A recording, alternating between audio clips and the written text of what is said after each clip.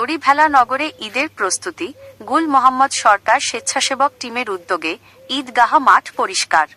নিজস্ব প্রতিবেদক সোহরাব হোসেন সুন্নি আল কাদ্দেরি। পবিত্র ঈদুল ফিতর উপলক্ষে দড়িভেলা নগরের কুড়ের পাড় ঈদগাহ মাঠ পরিষ্কার পরিচ্ছন্নকরণ কার্যক্রম সম্পন্ন করেছে গুল মোহাম্মদ সরকার বাড়ি স্বেচ্ছাসেবক টিম।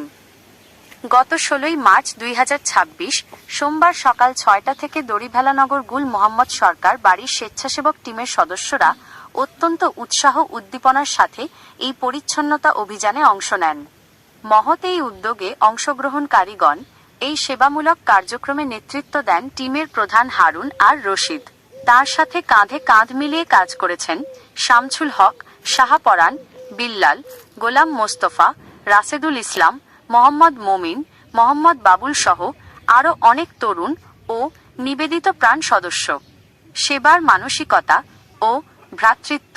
সকাল থেকেই স্বেচ্ছাসেবকরা ঝাড়ু, কাঁচি, দা, কেচি, কোদাল ও পরিষ্কার করার নানা সরঞ্জাম নিয়ে ঈদগাহ মাঠে সমবেত হন।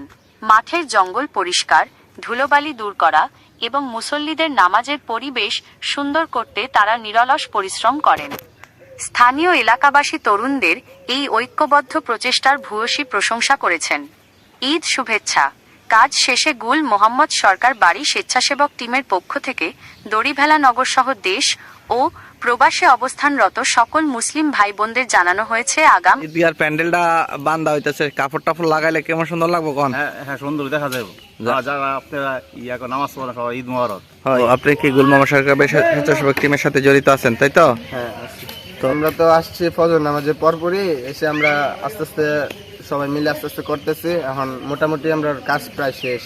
সবার কাছে দোয়া চাই, এটাই আমাদের কাম্য। আমরা যে সুস্থ থাকি আর এইভাবে যে সারা জীবন মানুষের কল্যাণে কাজ করে যেতে পারি।